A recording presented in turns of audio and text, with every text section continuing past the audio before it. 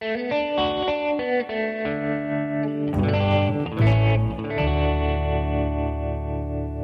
is History for Cocktail Parties with hack historians Thornton Kennedy and James Ottley. Welcome back to History for Cocktail Parties. I'm Thornton Kennedy, here with the co-host, James Ottley. How are we doing today, James? Doing great, man. Hope you are. You ready to continue our journey through Charleston, South Carolina history? I couldn't be more ready. Charlestown. That's right. Perhaps named in honor of our friend Charles Jones? Nice shout out. Yeah, maybe. Maybe of course, we covered last time exactly who it was named after. Oh, right. Not Charles. Yeah. That's going to be tough. Indeed. Indeed. Maybe we can fix that in post. Last time we talked about the naming of Charleston and King Charles I, King Charles II. We got into a little bit of Charleston's cozy relationship with pirates and how that backfired wildly and led to the demise of the great and true actual person, Blackbeard. Indeed. The craziest story. And then we had some incredible, interesting facts about Charleston, including the ubiquitous pineapple. That's right. I've even got a few more. You got a few more. Well, let's put a pin in that and let me do a quick shout out to our sponsors, Play. Business is serious, but who wants serious, stodgy marketing? Check out our friends at Play, a full-service advertising agency. They're deep in the mix with AI and digital know-how, driving more people to your door. And whether it's IRL, in real life, or virtual, Play ensures the right people find you and buy what you're selling. See their many case studies at goplaydesign.com. That's goplaydesign.com and start growing your business today. Fantastic. Thank you so much to Play. Now, real quick, before you get started, I do have to remind everyone we are History for Cocktail Parties, and we are drinking a Charleston Mix Bloody Mary today. Cheers. It is delicious. This is Bloody Mary number 2, so we'll see if I get to the end of this episode. Indeed. So get us up and running with some more interesting Charleston facts. You bet. So have you ever wondered why the palmetto tree is on the South Carolina flag? I assume because there are a lot of palmetto trees in Charleston, South Carolina. Well, that may be one reason, but the official reason is because of Fort Moultrie, which is in Charleston Harbor. It's a Revolutionary War fort, like next to Sumter. There's like a smaller. It is a smaller fort. Yeah. And, we've got a map we could put up and probably should on social media. I think I've been, I don't think you can go there, but I think I've sailed by it. Cool. Yeah. Very cool. And so Fort Moultrie defended Charleston Harbor during this Revolutionary War battle in 1776. And the fort, which is on Sullivan's Island, was built out of palmetto logs. Wow. Yeah. And so during this British naval attack, these cannonballs bounced off the soft and spongy palmetto logs. Yeah. And instead of splintering the wood, they just bounced right off. And this led to victory. And this became a huge point of pride for the people of South Carolina, so much so, in fact, that, the palmetto tree became a symbol of strength and resistance, and they put it on the flag in honor of Fort Moultrie. Yeah. That's awesome. Yeah, indeed. Another thing that I don't know if you've wondered about, and being in Charleston, was why so many of the houses are built sideways. I've noticed it. Yeah. Why? Well, the reason is when these houses were built, the property taxes were such that they were assessed not by square footage, but by street frontage. And so somebody had the brilliant idea of if I just build my house sideways, still as much space, but I pay, a quarter of the taxes. Yeah, because the door is actually in the side of the house. Yeah. So the foyer is in the middle of the house. Yeah. The house is exactly one room wide. Right. Because it's sideways. Yeah. Yeah. My daughter, who I've told you is a student at College of Charleston, is a 120-year-old house. Cool. That is, it's got the false door on the side. Right. You walk through, and then the door is actually on the side of the house. Charleston's so cool. It is cool. Yeah. One other, really, if you go to Charleston, one of the coolest things that you've got to go see, and I remember doing this when I was 10 years old. That's how cool it was and how vividly I remember it. But going to visit the USS Yorktown. Oh, man. Aircraft carrier on Patriots Point. That is so cool. And it has a ton of ships on there. It's amazing. And so it served in World War II, the Korean conflict, and also Vietnam, and was the primary recovery ship for the Apollo 8 space mission. No way. Yeah, isn't that cool? That is insane. Yeah. Yeah, now we know. And it really is it's fascinating to visit that. It is. And it's not ships on there. They're airplanes. Yeah. There's a ton of very cool vintage planes. Yeah. Not ships on top of ships. Right. Planes. Yeah, exactly. Like we're saying, we're on our second Bloody Mary here, so bear with us. But also a great lead into one of the topics we're going to be talking about today. Right. So it's called Patriots Point, and it is the launch point, one of the launch points to get the tour out to Fort Sumter. Fort Sumter tours are very restricted because Fort Sumter is such an important historic site, and you can't have people overwhelming it. So if you go to visit the Yorktown right afterwards, you can get on the little ferry and go out to Fort Sumter and go look at this incredible Civil War fort. Yeah. The one I guess cheat tidbit here that you probably only hear on History for Cocktail Parties is if you can't get out there, it's too crowded or whatnot, you can go to any of the other forts like Fort Clinch in Florida or Fort Pulaski. They were all part of the Totten 3rd Defense System. Wow. And all have the same design, basically. Fort Pulaski is such a cool fort. Yeah, for sure. We could do a series just on forts and, also the story of how when the Union finally figured out how to use rifled artillery to blast through them. They were done. Brick forts were done. But so why is Fort Sumter so important, James? Well, it's so important because the first shots of the Civil War were fired at Fort Sumter, and that's what actually sparked off the Civil War. Man, Charlestonians were just itching for a battle. They were itching for a fight. Yeah, South Carolina had seceded by that point, but it was still this kind of stasis. I mean, it was not a true war at that point, and so just a lot of noise, sound, and fury. That's right. Well done, Mr. Faulkner. And so the kind of interesting, one thing that I really found interesting in my research for this episode was that there were 3 incidents that occurred in Charleston Harbor at right around this time that could have started the Civil War, but didn't. And that it's possible that the Confederates might have actually held their fire and not started the Civil War when they did, if they had known about a critical logistics goof that President Lincoln had made just 12 days earlier. And so, starting with the first one, you probably heard of the Star of the West resupply mission, where a lot of people have, and in fact, I think it's a famous painting that people have of Confederates firing on the Star of the West. That was actually not the beginning of the Civil War, but probably should have been. Right. But there's an interesting story behind it. It was, as I said, attempting to resupply Fort Sumter with again, just supplies, or I take that back, supplies and troop reinforcements.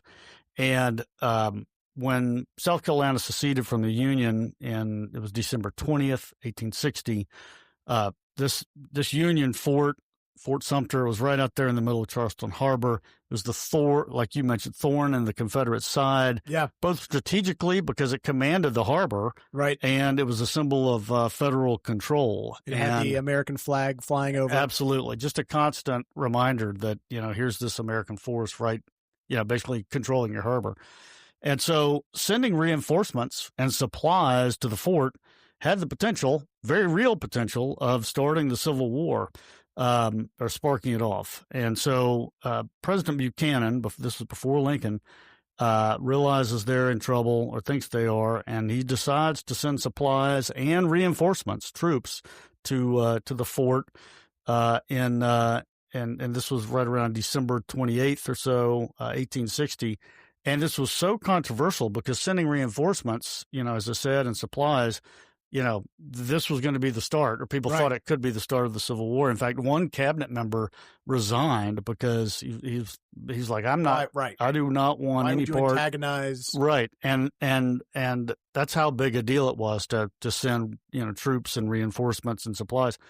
And so President Buchanan, they decided to do it, and he sends an Army staff officer to New York City to charter the Star of the West. That's the ship we're talking about. Yeah. And its regular route is to go from Havana to New Orleans. They're not, soldiers on this ship, just a, peaceful existence, of commerce. And so they they got to do this reinforcement and resupply mission and with the utmost secrecy again, because it's such a big deal. The ship picks up 200 well-armed Army regulars at Governor's Island in the New York harbor, and on January 5th, 5 p.m., Star of the West set sails. Well, the same day, the War Department receives a letter from Major Anderson, who is in charge of Fort Sumter. And he has sent a letter 6 days ago. Usually it takes 2 days for his letters to get to D.C. or what would become Washington, D.C. This has taken 6 days. Usually takes 2 days. Right. And he says he's writing to the president or to at least General Scott. Says there's no urgency. No urgency to be reinforced. No need to send more troops to the fort. You could do so at your leisure. The only thing we need is soap and candles. Those are in short supply, but otherwise, we're good. So President Buchanan is like, oh my God, I've sent this ship with a bunch of men. Yeah, that could potentially, very probably will set off, hostilities with, start the Civil War. Total holy crap moment, And so he abruptly cancels the mission. He sends a telegram to New York, but it arrives too late. Oh, wow. Yeah. And so the ship multiple logistical errons in mail delivery here. Yeah, exactly. And so General Winfield Scott, under Buchanan, he requisitions the sloop Brooklyn to try and overtake the Star of the West and, give it these cancellation orders, But unfortunately, the Brooklyn never catches up with the Star of the West. And so it proceeds. And this was a time when, there was no radio communication on ships. I mean, once it set sail, man. Right. And, it was going where it was going. Yeah. Unless you could overtake it with a sloop. Yeah. Which, they tried but couldn't. And, man, Buchanan was losing sleep. Sweating bullets. And so anyway, the funny thing is they never notified Major Anderson at Fort Sumter that a relief, mission was on the way. Here, this is something that could, again, spark the Civil War. And Anderson they don't thinks even that soap and candles are coming. Yeah. Or he has no idea 200 troops are about to land. He thinks they're coming sometime. He does not know about this particular mission. They send him they don't send a telegram because they fear that would be intercepted. Actually, the term the grapevine comes from, little tidbit there because, and you hear something through the grapevine. Right. The grapevine, that term comes from telegraph lines, which are draped like, grapevines and whatnot. And it's it took so long for that communication. Well, that and like every bit, it gets intercepted. Yeah. So people spread the word. Anyway, little tidbit there. Instead of sending a telegram to them, or telegraph, I should say, they send this notice to Major Anderson by mail, and that they're going to resupply. And so he has no idea that this ship is even coming, and so at midnight, the Star of the West approaches the Charleston harbor, but the Charlestonians, have removed this key navigational buoy to prevent, hostile ships from coming in. And the captain is not going to cross the sandbar or this particular bar in the dark. So he heaves to or hooves to till daylight, and because he's not going to be able to sneak in there, so he's not going to attempt it in the dark, and so there's a hidden battery on Morris Island, which at this time is staffed by cadets from the Citadel in Charleston Harbor. And they see the cadets see the ship, they're high school kids basically, or college kids basically, right? And so they take aim, start firing on the Star of the West. They fail to do much damage to it, but they're firing on an American ship, And over at Fort Sumter, and actually Fort Moultrie guns start firing on it as well. And so over at Fort Sumter, Major Anderson, he's in a difficult moment here. Theoretically, he's got the authority to fire. It's an American ship that's, it's flying the American flag. And, but again, he's got no official word that this is a relief mission. And if he fires, he knows that's going to start the Civil War, and he doesn't necessarily want to do it either, And he had in the notice that he had not gotten, they did give him authority, if like special authority, specific authority to fire if the Star of the West was fired on, but he doesn't have that notice, Right. and so he's hesitant, Good Lord. And so the ship's captain, Star of the West, is like, man, this is bullshit, and I'm getting out of here. I didn't sign up for this, and so he promptly, turns around, and that was it. But this could have easily sparked. Yeah, absolutely. Started the Civil War at that point. And, because they didn't tell Fort Sumter about it. Yeah. He didn't know. Anyway, so that's kind of interesting to me, and the fact that they, that the Brooklyn never caught up with. It was a canceled mission. It was a canceled mission. But they almost set off the Civil War. Yeah, exactly. And the fact that they fired on an American ship and there are no consequences at that time. Yeah, absolutely. Absolutely. That's pretty crazy. Indeed. I would have thought that attacking an American ship would have been provocation enough. Yeah. But he didn't know it was coming, and for whatever reason, he held it up. So, or held out from firing. So the second incident was was involving Fort Sumter that could have started the Civil War. Occurred on the early morning on Friday, March 8th, when the Confederates accidentally fired a real cannonball at Fort Sumter. How does one accidentally fire a cannonball? Yeah, talk about a screw up. The screw up that could have, like I said, sparked and started the whole thing off there. Well, the Confederates were constantly firing blank charges, kind of show of force, or for practice. Making noise. And this particular morning, Fort Moultrie had fired 3 blank shots up in the air, and there were 2 more blanks that came from Cummings Point, another battery. But the third shot was an actual cannonball. Yeah, I'm not kidding. And it came tearing through the air.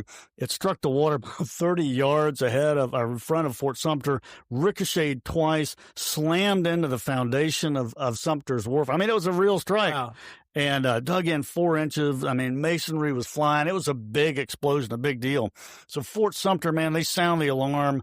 Drum roll is given, and the fort, it's coming alive. Everybody's scrambling into position. And at this time, this Major Anderson and a couple of other officers are on the parapet watching the opposing batteries with spyglasses, and they see this oh crap moment unfolding.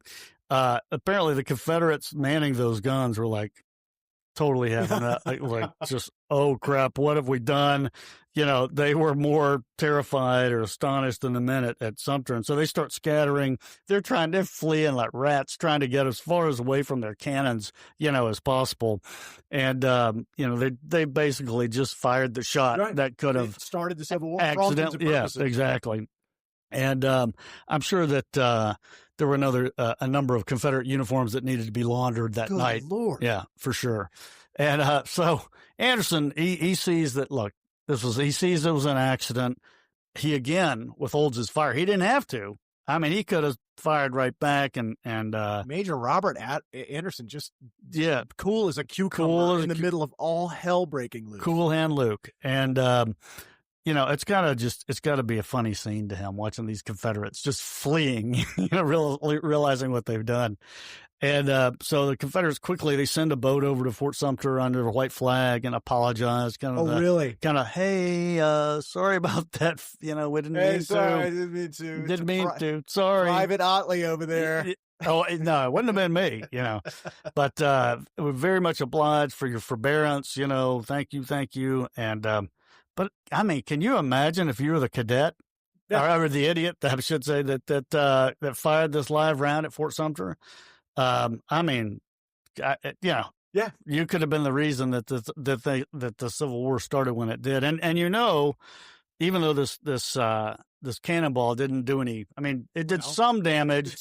Did not do, didn't take down the fort or anything like that, but. If it had caused more damage, I'm sure they did not have insurance for this type of loss. No, they probably didn't. Rebuild that wharf. Indeed, by hand and without insurance proceeds. Speaking of insurance, I want to take a moment to thank another one of our sponsors, Sterling Seacrest Pritchard. Sterling Seacrest Pritchard is one of the Southeast's largest privately held insurance brokers and quite possibly the only agency brave enough to tackle everything from construction mishaps to healthcare misadventures, logistics disasters, real estate whoopsies, and even ransom notes from hackers who apparently never heard of two-factor authentication. When it comes to your home, your business, and all the weirdness life can throw your way, SSP has you covered, usually before you even realize you need it. For a friendly guide through, wait, that can actually happen, to, do I need a lawyer? Just call 678-424-6503 or visit sspins.com. That's sspins.com. Seamless. Well done. And thank you, Sterling Seacrest. Indeed. We appreciate your support. Right on. So on to the third incident in Charleston Harbor that accidentally, could have started the Civil War. Well, Wednesday, April 3rd, 180-ton schooner, the Rhoda Shannon, en route from Boston to Savannah to deliver a load of ice. Ice. Wow. Accidentally enters the Charleston Harbor. He thinks he's in Savannah. He thinks he's in Savannah Harbor. Wow. He thinks he's right at the entrance GPS is off. His GPS is off, exactly. He thinks there's a big storm, powerful winds, high waves, and it's impaired his ability to locate navigational markers or waypoints. And so he thinks he's at the entrance to the Savannah River right off Tybee Island. And so, hoping to draw the attention of a distant pilot vessel, he orders his crew to raise the American flag, Whoopsie. And, no pilot appears, though. And so they take down the flag. So he goes a little bit farther. And when he does, a cannonball comes whirling in front of his boat. Warning shot. Captain thinks, that's a signal that we should display our colors. Okay. So they raise the American flag again. And then immediately 2 more shots hiss by, And at this point, he's not sure what he's supposed to do. What the heck is going on? Exactly. Here? Do you want me to, change course, keep sailing in the harbor? What am I supposed to do? And so at this point, then the guns start firing at his ship, and he's like, okay, to hell with this. I'm getting the hell out of here. I don't care if this ice melts. And so he turns around, anchors outside of the harbor, far away from the guns, and stays there. I don't know if he's waiting for somebody to come up to him or what. But Fort Sumter soldiers, they're at their stations, and they load their cannons. They're ready to fire back on this, Fort Moultrie or the batteries that were firing on this American ship. Right. And they have the authority to protect and defend American ships, and for all he knew, this was another relief mission, that he hadn't been told about. What is going on out here? Yeah. But he holds back, cool hand Luke. Unreal. And sends 2 emissaries over to Charleston. They meet with a Union officer, and it's all a big misunderstanding. The boat captain is interviewed and he tells them what happens. And the Confederates say that, there should have been a guard boat out there to pilot this, or warn this ship. But because of bad weather, it wasn't out there. But here again, the war, if Anderson had not held back, that war started over a load of ice. It's crazy. I love the negotiation by Cannonball. Yeah, exactly. What am I supposed to do here? Yeah, what do you want me to do? You want me to put the flags up? Put them down. 2 cannonballs from this. Right, 3. exactly. And interpret what's going on. So the really crazy thing to me is that here are these 3 situations that could have sparked off the Civil War. Right. But the situation that actually does spark it off is that did cause the Confederates to fire on Fort Sumter.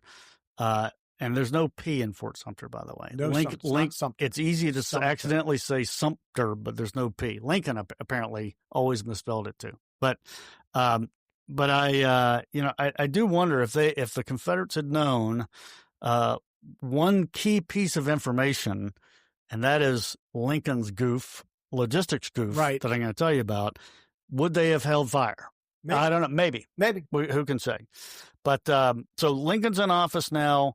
he's asked his cabinet to vote on whether they should resupply Fort Sumter and Fort Pickens. Fort Pickens is in Florida. We're not going to talk about that, but it's not as big of an objective as Fort Sumter, not as important. Right.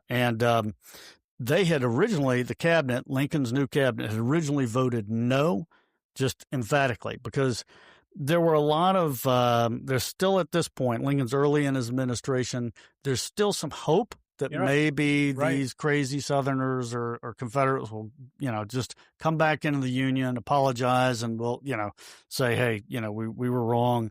And in fact, his Secretary of State, Seward, is a big believer in that they should try and pause, not have hostilities, not start a war, that maybe we're going to calm down. Yeah, exactly. And maybe we can, maybe they'll realize the error of their ways and come back in. But Lincoln has sent 2 emissaries down to the South, down to South Carolina, and just to see if there is any like pro-union sentiment, like that maybe they might realize the error of their ways and come back. And these emissaries come back to Lincoln and report, no, I mean, there's no sympathy. No sympathy. It's fire eaters. I mean, it's, it is no pro-union sentiment whatsoever. Lincoln tells his cabinet about this. And so at this point, March 29th, this is just 14 days after they had all voted no.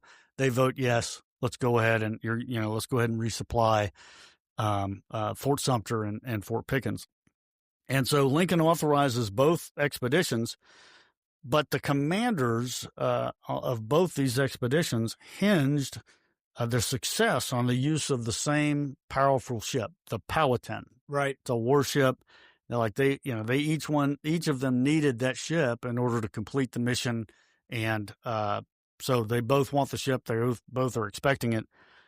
Lincoln accidentally, I don't know if it's a late night, assigns this warship to both expeditions. Wow. Yeah. Oh, my gosh.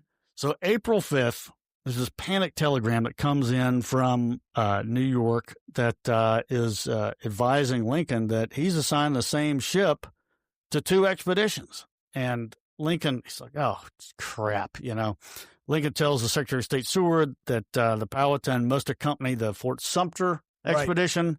And there's no way that it can be aboard. He's got to be for Sumter. And so he orders Seward to telegraph the Navy Yard in New York, hold the ship for the Sumter expedition. Seward stalls. Again, he's one of these guys that thinks that if you stall and you don't prompt a possible, no war, conflict, right? We can do this somehow diplomatically. Yeah, and so he tells Lincoln, man, no, it's too late to send a telegram.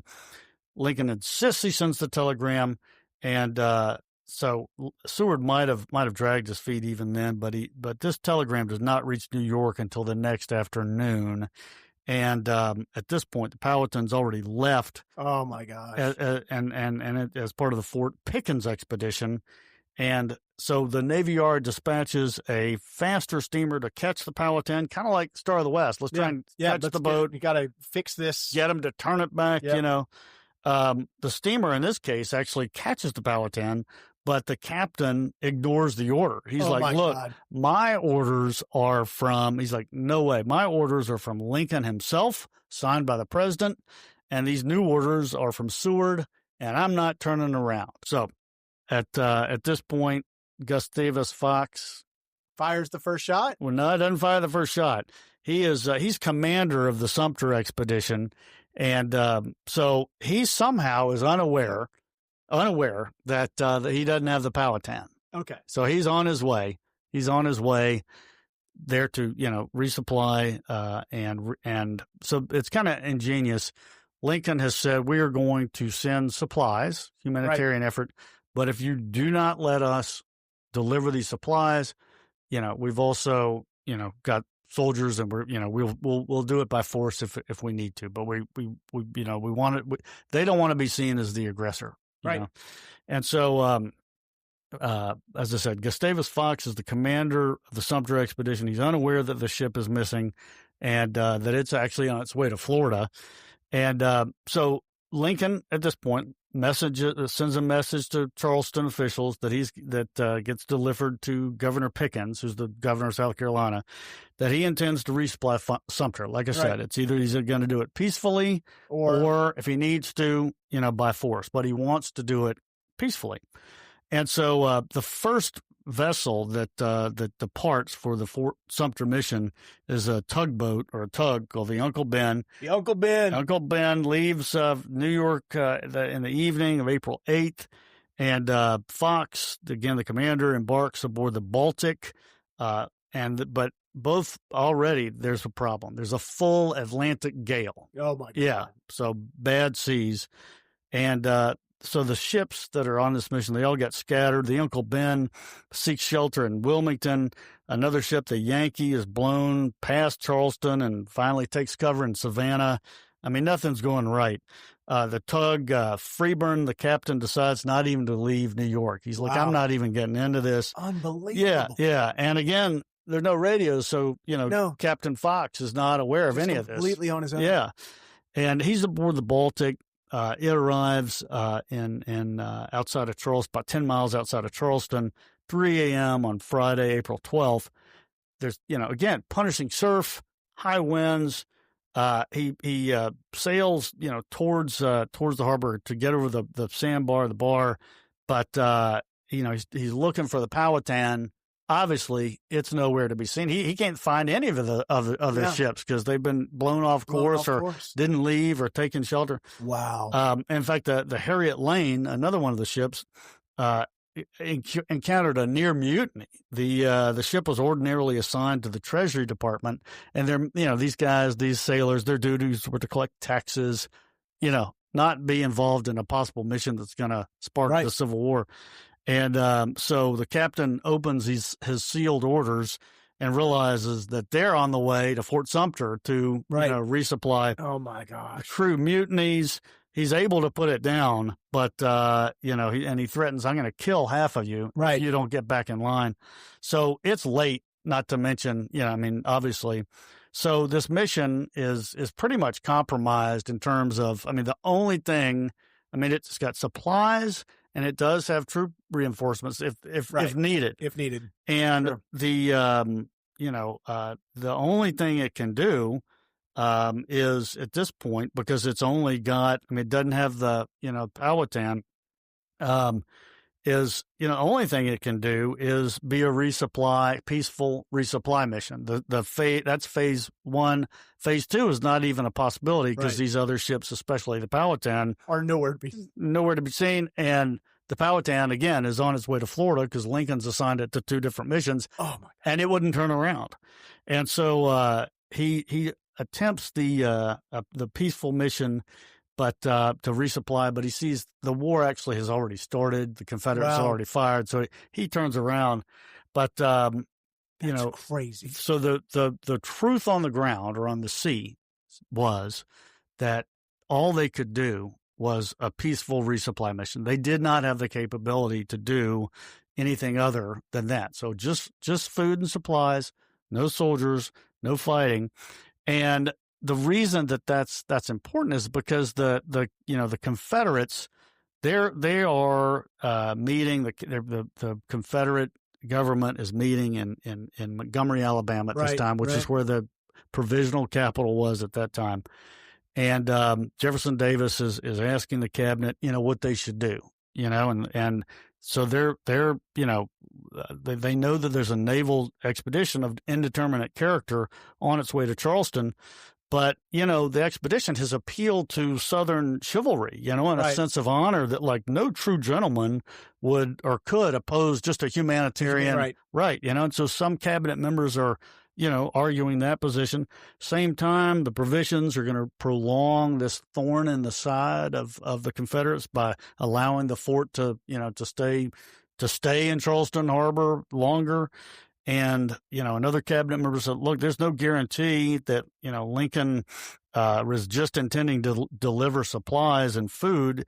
What if he's truly planning reinforcement, maybe seizure of Charleston itself, and Lincoln, the notice or the message that Lincoln sent to Governor Pickens in South Carolina, it wasn't signed. It might have been from a subordinate. The White House may be able to deny it, that. And again, that notice was, hey, we're going to supply, we're trying to do it by peaceful measures, but if not, by force.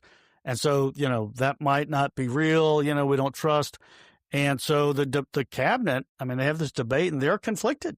They're truly conflicted. Some members are urged patience. They don't want to appear the aggressor, if this is just a food mission, and which it is. It is at this point. They don't know this. And Secretary of State Toombs says, hey, man, this is unnecessary to fire on Fort Sumter at this point, puts us in the wrong. It's fatal. Other cabinets, members are saying, it weakens the fact that if they resupply it and the fort is still there, it weakens legitimacy of the Confederacy. But, again, it's just fascinating to think if they had known that the Powhatan had been assigned the crux of the mission to Powhatan, or the crux of phase 2 or possible phase 2 of the mission is the Powhatan. Lincoln's assigned it to a second additional mission, and at the same time, and it won't turn around. Even though they try and get it to turn around, it won't turn around. And so, Commander Fox, his only option, the truth on the ground or on the sea, is he's just a peaceful resupply mission at that point. But they fire anyway. Yeah. And so it's just, I don't know, it's kind of interesting to me. Would the Civil War have started eventually had the Confederates held their fire on April 12th? Yeah, probably. Yeah, differences were too great. There's some scholars that, posit otherwise. But I don't know, I'm a history geek. And so I think it's just kind of interesting to look at these situations, just even for their own merit of like, wow, these different things could have sparked it off, but didn't. And then the thing that did spark it, probably shouldn't have, or maybe shouldn't have, given. The coolest part about all of it is that you can see all these sites. You can go and actually physically experience them. And you can listen to History for Cocktail Parties on the ferry and see where that initial cannonball bounced off the water and destroyed the wharf. I mean, it's actually tangible history that you can sit there and look at from 150 years ago. Yeah, that's right. It's an incredible story. Fantastic story. I think so too. Well, this has been an awesome ride on Charleston history. What is your favorite factoid? Did you learn anything new about Charleston in this episode? Well, episodes. All of this on the firing on Sumter was new to me, and I thought that was cool. But I love the kind of learning. I've always thought the flag of South Carolina was pretty neat. And learning about the palmetto tree and the American Revolutionary War, where the cannonballs were bouncing off of it because it was palmetto logs. I thought that was pretty cool. Let's see. The first female serial killer. Yeah. And so the house is being sideways. Yeah. Because they were taxed on the size of their lot, the street frontage. There's so much. I think we could probably do, like you said, another episode or two on it. You absolutely could. My daughter sent me a picture of the oldest house in Charleston, and I looked it up for this episode. It had been a brothel. Is that right? Of course. Of course it had. Well, this has been awesome, James. Enjoyed talking Charleston history with you. Indeed, me too. And for our listeners, if you would, a little bit of a call to action here. If you like our episodes will you go on and hit like and hit subscribe and follow and even better, leave a comment. Really helps the algorithm, helps us get out there to more people, and we really appreciate you. Thanks so much.